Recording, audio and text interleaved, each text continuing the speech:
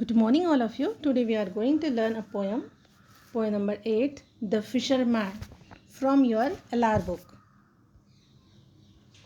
So let's start. Have you ever seen fisherman? क्या आप लोगों ने फिशरमैन को देखा है? फिशरमैन मतलब क्या होता है? जो लोग मछली पकड़ते हैं, मछुआरे. Do you wonder what their lives are like?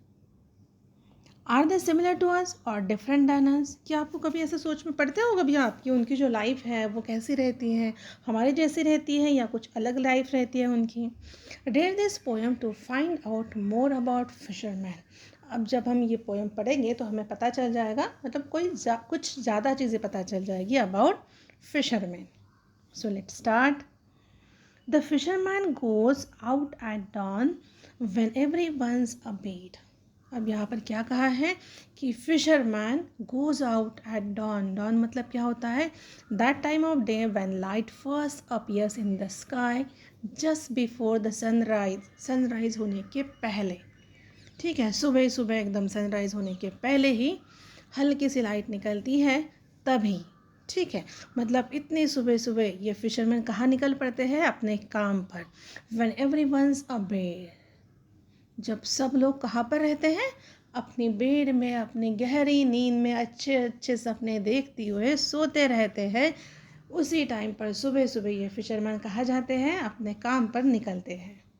And from the bottom of the sea draws up his daily bread. देखिए अभी यहाँ पर क्या कहा है कि from bottom of the sea. Bottom मतलब क्या होता है? तल का समुंदर का तल. वहाँ से वो क्या निकालते हैं? Draws up his daily bread. इसका मतलब क्या है पता है आपको? यहाँ पे उन्होंने ये कहा है कि वो लोग क्या करते हैं? फ़िश पकड़ते हैं. तो वो फ़िश कहाँ से पकड़ते हैं? समुंदर के नीचे, उसकी बॉटम के जहाँ पर रहते हैं ढेर सारी फ़िश रहती है ना वहाँ पर, वहाँ से उन्हें वो पकड़ते हैं, फिर मार्केट लेकर जाते हैं, उन्हें बेचते हैं और फिर उससे जो उन्हें पैसे मिलते हैं उसी से वो लोग क्या करते हैं? अपने फैमिली के लिए कुछ चीज़ें खरीद कर लाते हैं और अपनी रोजी रोटी संभालते हैं उसी के ऊपर. इसलिए यहाँ पर कहा है कि from the bottom of the sea draws up his daily bread. मतलब वो समुंदर के नीचे से क्या निकालते हैं? अपनी डेली ब्रेड, मतलब खाने की चीज़ें. इसका मतलब है कि वो वहाँ पर फ़िश पकड़ते हैं, उनको बेचकर वो जो पैसे कमाते हैं उससे वो उससे अपनी रोजी रोटी का काम करते हैं. चलो then his life is strange, half on the shore and half upon the sea. क्या कहा है यहाँ पर पोएट ने कि उसकी लाइफ जो है वो कैसी है? स्ट्रेंज है. क्यों स्ट्रेंज है? उसकी आधी लाइफ कहाँ पर जाती है? समुंदर के किनारे पर, और आधी लाइफ कहाँ पर? समुंदर में, ठीक है. Not quite a fish and it not quite the same as you and me. जैसे कि ना तो एकदम फिश के जैसी होती है उनकी उनकी जो ज़िंदगी है, ना तो वो फिश के जैसी पूरे पानी में होती है और ना तो बाहर होती है. The same as you and me मतलब हमारे जैसे, मेरे जैसे, तुम्हारे जैसे उनकी लाइफ नहीं होती है. उनकी वो आधी ज़िंदगी अपने समुंदर के किनारे काटते हैं और आधी ज़िंदगी कहाँ जाती है उनके? अपॉन द सी. इसलिए यहाँ पर पोएट ने कहा है कि his life is strange. Then the fisherman has curious eyes. They make you feel so queer, as if they had seen many things of wonder and of fear. यहाँ पर क्या कहते हैं, क्या कहती है पोएट कि the fisherman has curious eyes, कि उनकी आंखें कैसी हैं? क्यूरियस है. क्यूरियस मतलब होता है ईगर, ठीक है. They make you feel so queer. Queer मतलब स्ट्रेंज, मतलब आप जब उनकी आंखों में देखते हो तो कुछ कैसा अजीब से फीलिंग आती है. ऐसा लगता है as if they had seen many things of wonder and of fear. ऐसा लगता है कि उन्होंने ढेर सारी चीज़ें देखी हैं. Many things and different things which are wondrous and fearful. Then next page. They are like the sea on foggy days, not grey nor at quite blue. They are like the wondrous tales he tells, not quite, it may be true. अब यहाँ पर ये जो कहा है ना, they are like the sea, they are किसके बारे में कहा है? फिशरमैन की आंखों के बारे में. क्या कहा है? कि they are like the sea on foggy days. जब देखो फॉगी डेज मतलब क्या होता है? कभी कभी ऐसा होता है ना, हमारे यहाँ पर बारिश आती है, हर हमेशा ऐसा धुंधला धुंधला सा दिखता है, हर जगह पे फॉग दिखता है. यस, तो यहाँ पर वही कहा है कि फॉगी डेज में समुद्र कैसा दिखता है? धुंधला धुंधला सा. वैसे ही इनकी आंखें हैं. जिसमें कुछ भी ऐसे साफ नहीं दिखाई देता। Not grey nor yet quite blue, ना तो ग्रे दिखती है और ना ही तो ब्लू दिखती है। इसका मतलब क्या है कि उनकी आंखों से हम अंदाज़ा नहीं लगा सकते कि उनके दिमाग में क्या चल रहा है। They are like the wondrous tales he tales.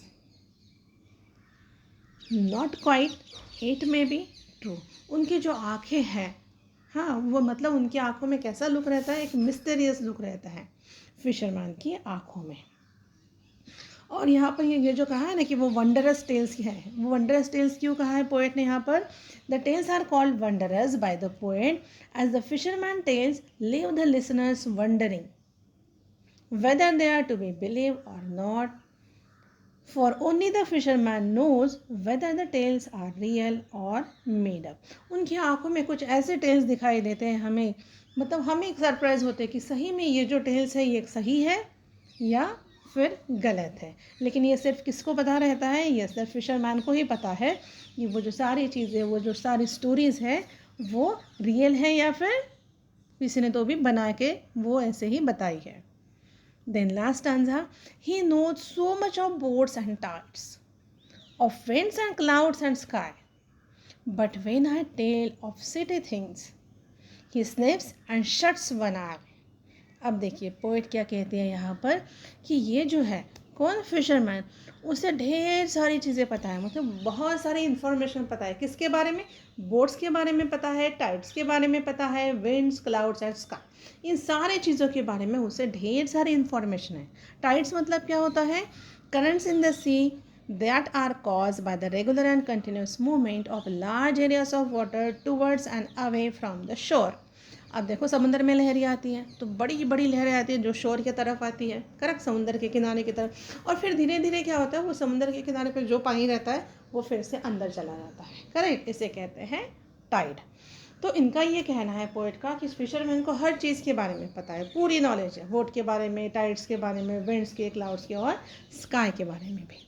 But when I tell of city things, लेकिन जब मैं उन्हें क्या बताती हूँ, जब मैं उन्हें बताती हूँ कि सिटी में लाइफ कैसी है, यहाँ पर ये जो कहा है ना सिटी थिंग्स मतलब लाइफ इन सिटी, जब मैं उन्हें बताने जाती हूँ कि सिटी की लाइफ कैसे है, वहाँ पर क्या क्या होता है, ही स्नेप्स मतलब डिसलाइक एंड शट्स वन आई, तो वो क्या करता है, मतलब उसे ये सारी चीज़ें पसंद नहीं आती, वो बिल्कुल भी इंटरेस्ट नहीं लेता है जब पोएट सारी चीज़ें बताती है, और क्या करता है, शट्स वन आई मतलब वो उसे इग्नोर कर देता है।